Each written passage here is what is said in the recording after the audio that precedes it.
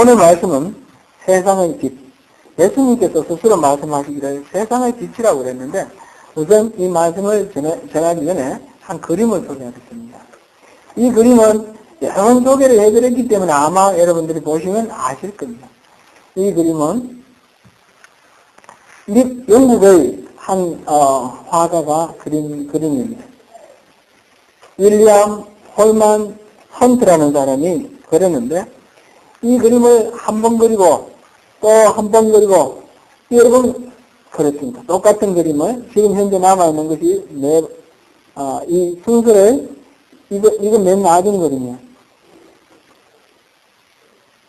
그렇지, 이거부터요.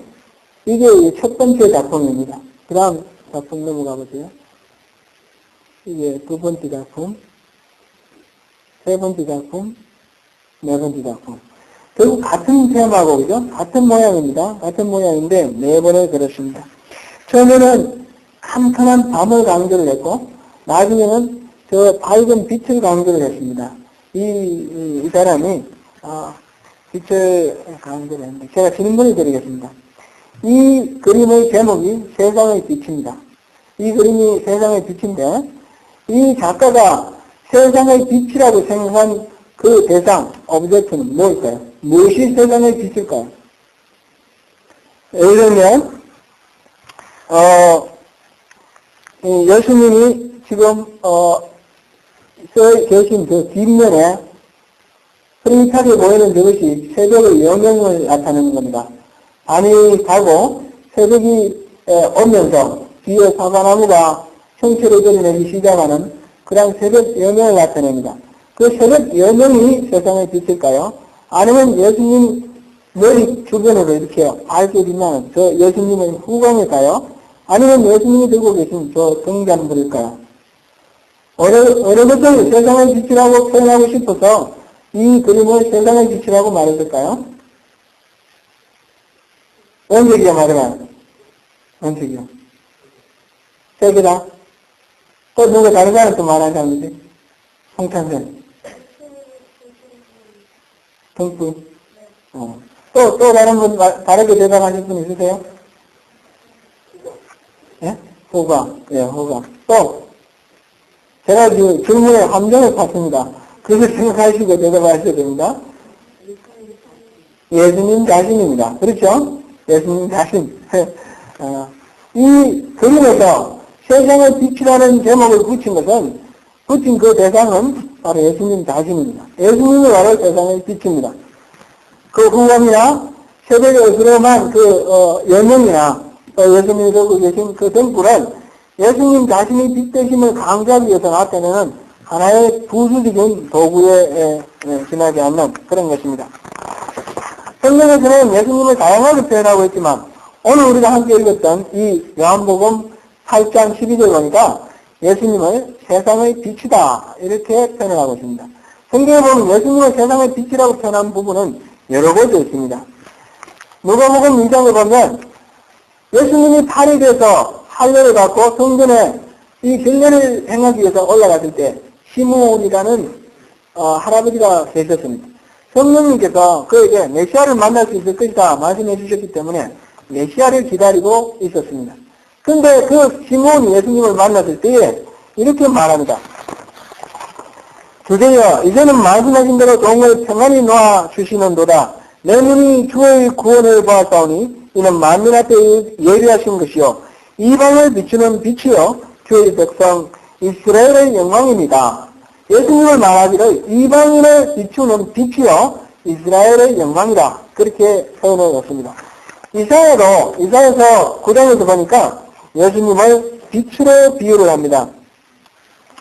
흑암에 행하던 백성이 큰 빛을 보고 사망의 그늘진 땅에 거하던 자에게 빛이 비치도다. 이렇게 예수님을 빛으로 표현했습니다. 이것은 우리가 요한복음을 읽을 때에 맨 앞에 1번으로 똑같이 예수님을 빛으로 비유한 그 내용을 우리가 기억할 수 있습니다. 이 요한복음 1장 3절 보니 그 안에 생명이 있었으니 이 생명은 사람들의 빛이라 그랬고 빛이 어둠에 비치되 어둠이 깨닫지 못하더라. 하나님께로부터 보내심을 받은 사람이 났으니 이름은 요한이라. 저가 전가로 왔으니 곧 빛에 대하여 증거하고 모든 사람으로 자기를 인하여 믿게 하려 합니다. 그는 이 빛이 아니요 이 빛에 대하여 증거하오니라. 참빛 곧 세상에 와서 각 사람에게 비치는 빛이 있으나니 곧 그덕 표현을 하기를 예수님을 빛이다 그렇게 표현하고 있습니다. 이 선지자들이나 세례자 요한이나 예수님을 빛이라고 말할 때 빛에 대해서 복잡하게 생각하는 건 아닙니다. 빛이 뭐 파동이냐, 빛이 뭐 입자냐, 빛의 뭐 반사각이 어떠냐, 굴절이 어떠냐 이런 거 전혀 생각하지 않습니다. 빛의 특성 중에 한 가지를 얘기를 합니다. 빛의 특성 중에 한 가지, 그것은 무엇을 말하겠습니까? 곧 빛은 밝음이다 라는 것을 말하는 것입니다. 빛이 있으면 밝고 빛이 없으면 어둡다는 거죠. 그래서 예수님은 나를 따르는 자는 어둠에 행하지 아니할 것이고 생명의 빛을 누리게 될 것이다. 그렇게 말씀하시는 것이죠. 우리가 어둠과 밝음을 한번 생각해 보십시오. 어둠이라는 건 다른 것이 아닙니다. 빛이 없는 것입니다. 밝음은 빛이 있는 것입니다. 그러므로 어둠은 절대로 빛과 같이 공존할 수가 없습니다. 예수님을 빛이라고 말할 때는 예수님이 나타나심으로써 모든 어둠의 특성들이 사라지고 소멸도 보이고 없어진다는 그런 뜻이죠. 미국 인디안의 그 우화 중에 이런 이야기가 있습니다. 태양이 이 세상의 모든 것들이 다 비춰서 다 밝히 알고 있는데 하나 모르겠는 게 있어요. 태양이 모르는 것이 하나가 있는데 그것은 어둠이라는 것입니다. 태양은 가는 곳에 항상 밝잖아요. 알고 보니까 어둠이라는 걸 모릅니다. 어둠이 뭐지? 그랬더니 별이 태양에게 어둠을 가르쳐 주겠다고 태양을 데리고 갑니다. 그리고 깜깜한 지하에 아주 깊숙한 동굴, 깜깜한 곳으로 데리고 갔습니다. 그곳에 어둠이 있었을까요? 없었을까요? 태양이 들어가는 순간 어둠은 소멸되었습니다. 어둠은 태양이 오면 없어집니다. 여기서 말하는 이 어둠은 물리적인 어둠이 아닐 겁니다. 예수님은 세상의 빛이다 이렇게 말할 때는 단지 태양이 떴다, 달이 떴다 그걸로 말하는 것이 아니라는 것은 우리가 산책 동자라도 알 수 있지 않습니까? 이 예수님이 물리치는 그 어둠은 무엇이고 예수님이 가져오시는 그 밝음은 무엇을 말할까요? 예수님이 물리치시는 어둠, 그건 우리가 생각하는 이 영적인 어둠이고 우리 삶 속에서 살아가면서 부닥치는 불안감, 무서움, 고통 이런 모든 부정적인 이미지를 갖는 인생의 모든 고난들을 총칭해서 일컫는 말이 바로 어둠입니다. 곧 예수님은 세상의 빛이라 말할 때는 예수님을 우리가 진정으로 영접하게 되면 이 세상에서 겪고 있는 모든 고통과 고난과 무서움과 이 불안과 이 어려움들은 다 소멸된다라는 그런 의미입니다. 세상에 비치신 예수님을 맞이하시기 바랍니다. 진정으로 맞이하시기 바랍니다. 세상에 비치신 예수님을 진정으로 맞이하시려면 우리 김정은 성도님이 앞서서 그렇게 말씀하셨듯이 죽고 난 뒤에 천국을 소망하는 것이 아니라 이 땅에서 지금 바로 천국을 누리고 살 수 있게 되는 것입니다. 그 빛을 만나지 못하니까 두려워하고 그 빛이 없으니까 어려워하고 고통스러워하는 것입니다. 제가 이것을 좀 실감나게 한번 말씀드리기 위해서 한 에피소드를 말씀드리겠습니다. 저희 어머니는 16세 시집을 오셔서 저희 아버지께 시집을 오셔서 18에 아기를 낳았습니다. 우리 맨 큰형님이 18에 낳으셨는데 우리 초롱이가 16인데 시집갈 때가 됐네요. 우리 어머니가 아직 10대 때 우리 형님이 아직 종년이만큼 크지 않았을 때 아직 걷지 못할 때 그럴 때에 아기를 얻고 친정을 갔다고 합니다. 우리 외가와 우리 집 사이에는 중간에 이렇게 신장로가 나 있었습니다. 일제시대 때 신장로를 따라놨는데 그 신장로를 따라가면 거리가 한 20km 정도 됩니다. 그러니까 너무 머니까 저 외가를 갈 때는 이 가로질러 갑니다. 가로질러 가면 거리로는 한 10km 정도 반 정도로 이렇게 지름길로 갈 수 있는데 그 대신 신장로가 아니고 오솔길, 산길, 산 그 근처에서 제법 높은 해약산이라고 하는 해발 한 400m 정도 되는 그 산의 발치를 이렇게 가로질러 갑니다. 어느 날 친정을 이제 간다고 나섰는데, 뭐 할 일이, 어디 뭐, 나서다가 보면 할 일이 많지 않습니까?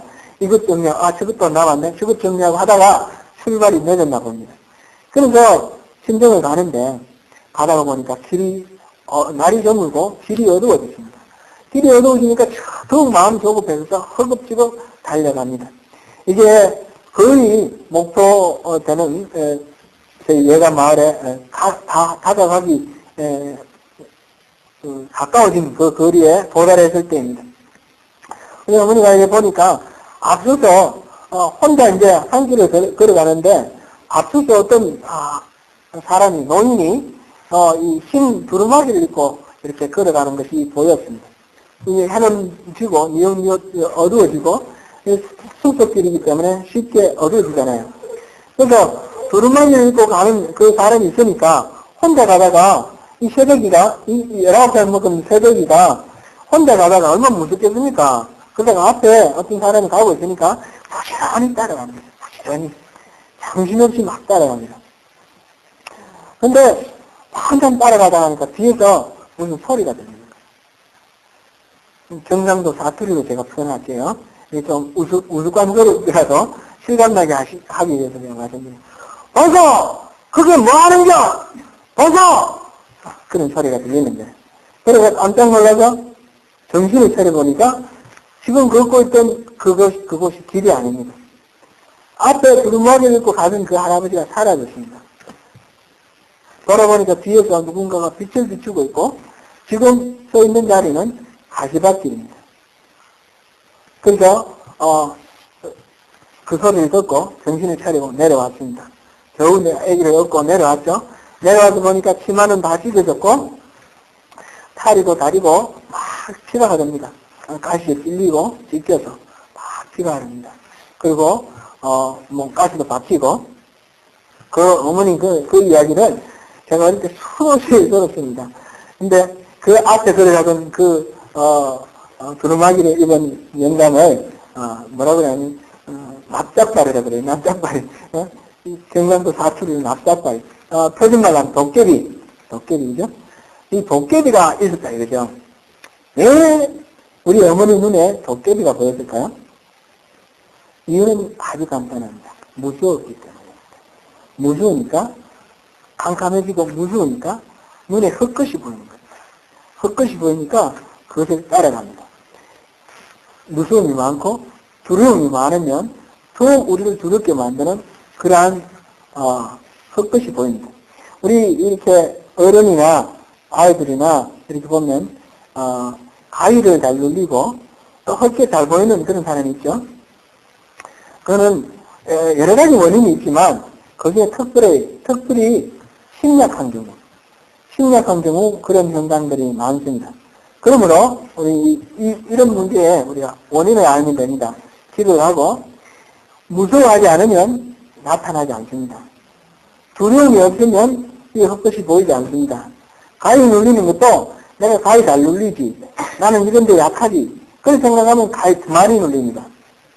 심약해서 그렇습니다. 이 두려움이 우리를 그렇게 만드는 것입니다. 어두움은 우리에게 굉장히 위험합니다.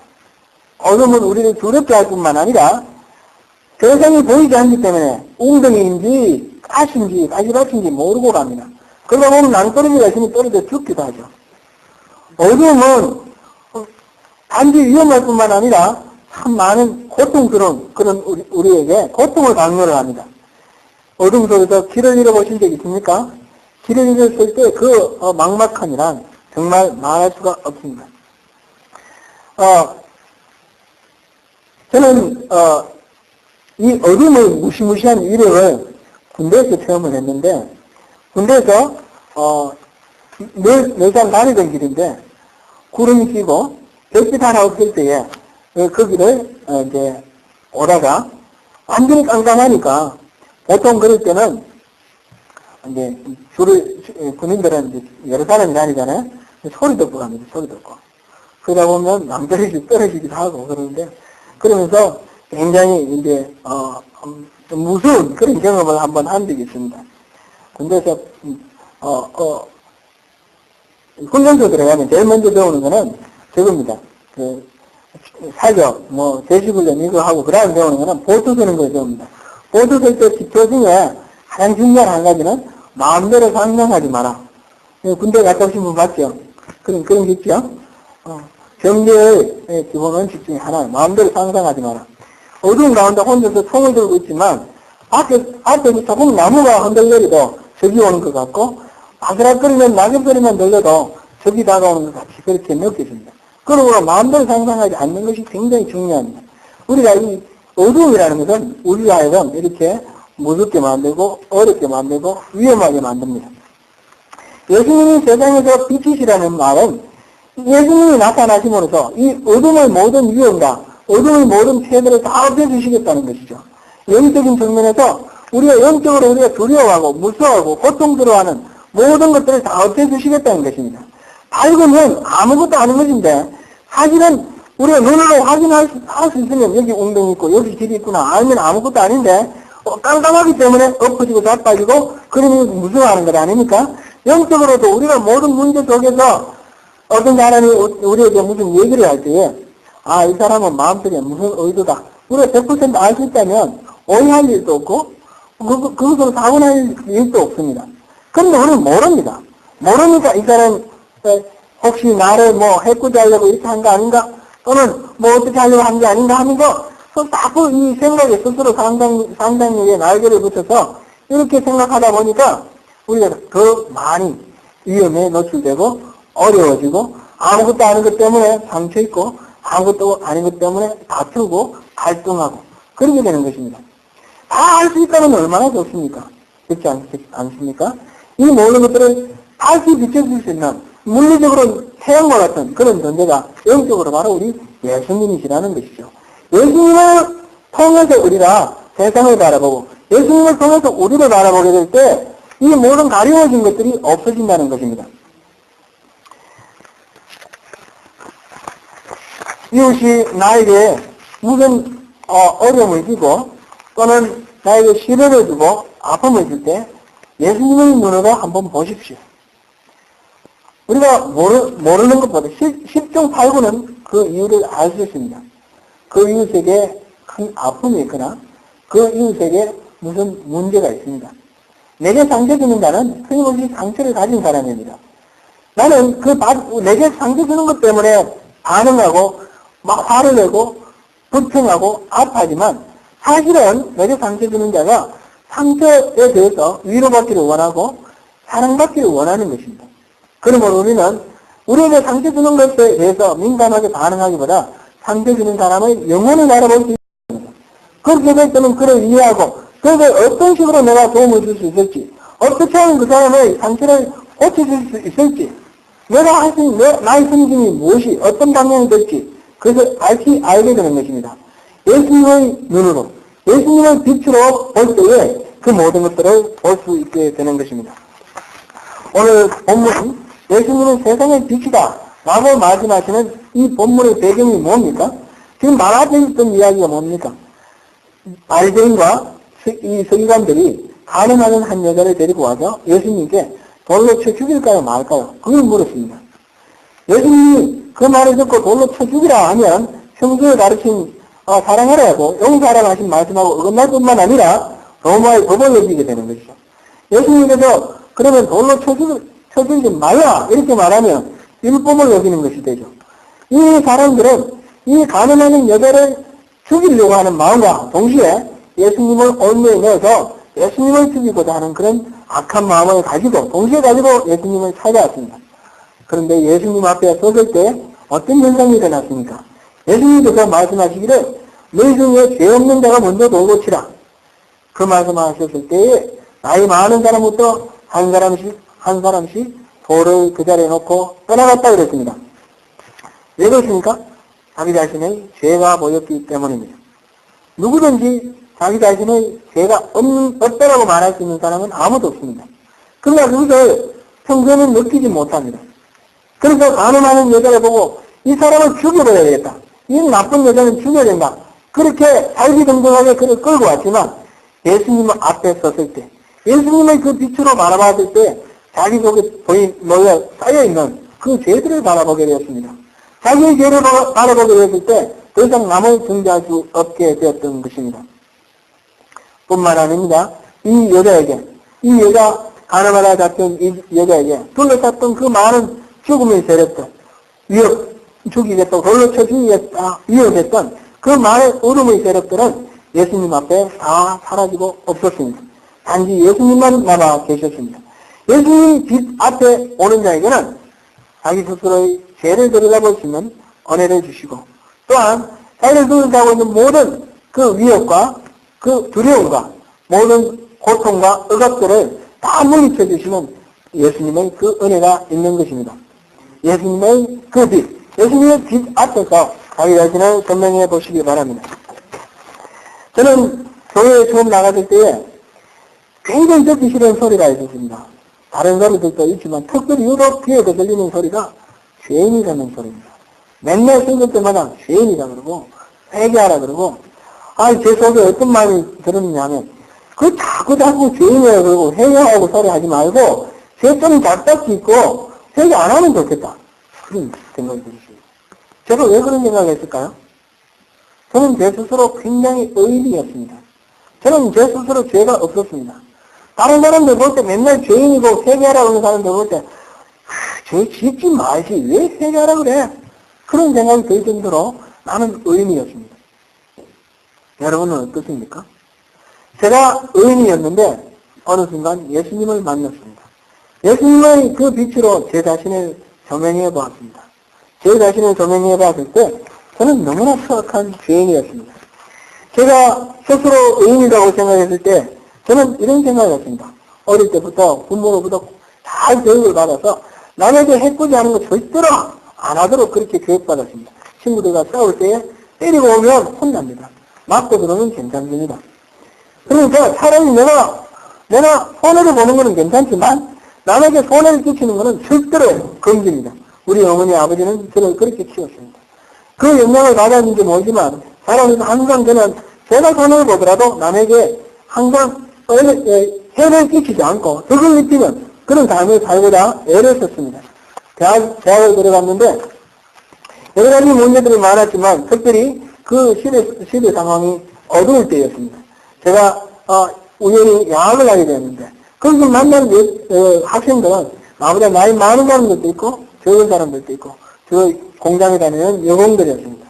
그들을 바라보면서 너무나 화가 나는 일이 많았습니다. 당연히 일을 하고 받아야 될 급료를 다 받지 못합니다. 법으로 보장되어 있는 그런 것들을 전혀 보장받지 못합니다. 그래서 화를 내면서 그 사람들을 도와서 월급, 문내진 월급을 받기도 하고 이렇게 하면서 내 시간을 투자를 했습니다. 나는 그것이 자랑스러웠습니다.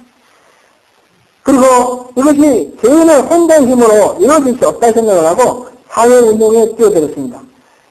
저는 제 자신이 출세를 하고 제 자신이 잘 되는 것에 대해서 관심을 갖지 않았습니다. 오히려 거꾸로 제가 기득권을 가지고 좋은 대학 나와가지고 좋은 직장 그래서 사는 것은 너무나 사치하고 이 시대의 죄악이라고 생각했습니다. 그래서 친구들 가운데 고시공부하는 사람을 미워했으며 또 열심히 공부해서 교수 되려고 하는 사람을 가소롭게 생각했습니다. 그러나 저 예수님을 바라봤을 때에 예수님이 그 자리에 제 자신을 들여다봤을 때 저는 그들보다 더 추악한 제 자신의 죄를 봤습니다. 그 사람들을 정죄하는 가운데서 제 자신이 더 거룩하고 제가 더 의롭다라는 그런 자신만만한 그런 생각이 있었고 더 나은 것을 함하는, 그래서 세상 사람들로부터 존경을 받고 세상 사람들이 나를 알아주고 그렇게 해주는 것을 내면 속에서 깊은 저의 내면 속에서 그것을 바라보고 있는 저의 탐욕을 바라보게 되었습니다. 정치를 하는 사람도 한심하게 생각하고 이 세상의 모든 사람들을 한심하게 생각하는 그 속에 저희 뱀처럼 또아리 치고 있는 저희 욕심, 탐욕을 바라봤던 것입니다. 예수님은 그것을 보게 해 주셨습니다. 여러분, 예수님의 빛으로 자신을 들여다보시기 바랍니다. 제가 거룩함을 추구를 하고 사람들에게 명예를 추구를 하고 아내도 인정해주기를 추구하는 그 속에는 또한 한편으로 다른 더 열심히 공부하고 그래서 교수 되려고 하는 사람이나 고시 공부하는 사람에게 느끼는 그런 또 나는 하지 못하는 그런 열등감이 또 깊숙이 자리 잡고 있는 것도 깨달았습니다. 이런 모든 저 자신의 추악한 내면을 바라보면서 하나님의 은혜를 깨달았습니다. 제가 먼저 예수님의 존명으로 알아보지 못했으면 저희 죄를 보지 못하고 나는 의로운 줄 알았을 것입니다. 예수님께서는 우리에게 스스로를 조명시켜 주시면서 우리가 죄인이라는 사실을 깨닫기를 원하십니다. 죄인일 때야만 하나님 앞에 그것을 깨달을 때야만 하나님 앞에 회개를 하며 회개할 때야만 천국에 갈 수 있는 것입니다. 하나님의 나라에 우리가 동참할 수 있는 것입니다. 하나님께서는 그 회개하는 자, 자기 죄를 깨달은 자, 하나님과 우리 사이에 아무런 가림도 없고 그래서 그릇이 없는 자를 그 빛 가운데 맞아주시기를 원하시는 것입니다. 성도 여러분, 그 세상의 빛이신 예수님께로 나아가십시다. 그 예수님의 빛의 조명을 받고 우리 스스로를 바라봅시다. 그리고 우리 속에 깃들어 있는 추악한 그 죄와 추악한 악들, 욕심들, 탐욕들, 그것들을 떨쳐버리십시다. 그렇게 되면 우리 속에 참으로 하나님께서 우리에게 주시는 기쁨과 평안이 있을 것입니다. 우리 죄와 악으로 가려진 그것 때문에 우리가 불필요하게 탐욕을 추구하다가 우리가 고통스러워 했던 많은 좌절들, 많은 실패들, 많은 불안들, 그 많은 불만들을 우리가 떨쳐버릴 수 있게 됩니다. 우리는 이 어두움의 세력들을 물리치기 위해서 애써서 삽질을 하거나 애써서 노력할 필요가 없습니다. 빛만 들어오면 어둠은 없어집니다. 그렇지 않습니까? 우리 속에 예수님이 참으로 조명해 주시면 우리 안에 있는 모든 불안이나 고통이나 어둠의 모든 세력들은 자연스럽게 소멸되게 됩니다. 그 예수님 앞으로 나오십시오. 예수님께서는 스스로를 세상의 빛이라 하실 뿐만 아니라 마태복음 5장에도 보니까 우리 보고도 너희는 세상의 빛이다 말씀하셨습니다. 우리 안에도 그러한 잠재적 능력이 있는 것입니다. 하나님께서 우리에게 비춰주시는 그 빛을 우리가 경전에 받아들이기만 한다면 우리가 어둠 속에 숨어있지 아니하고 밝은 빛 속으로 하나님의 빛 속으로 나아가기만 한다면 우리 또한 빛이 됩니다. 이 밤하늘의 창공을 보십시오. 깜깜한 밤하늘에 정전이 흩어져 있는 그 별빛밖에 보이지 않고 그 하늘은 칠흑같이 어둡습니다. 그러나 그 하늘에는 빛이 태양빛이 충만하게 가득 차서 흘러가고 있습니다. 그 충만한 그 태양빛 아래 무언가 대상이 나타나기만 하면 그 대상이 밝은 빛을 냅니다. 그것이 바로 달이 아닙니까? 달은 스스로 빛을 내지 않습니다.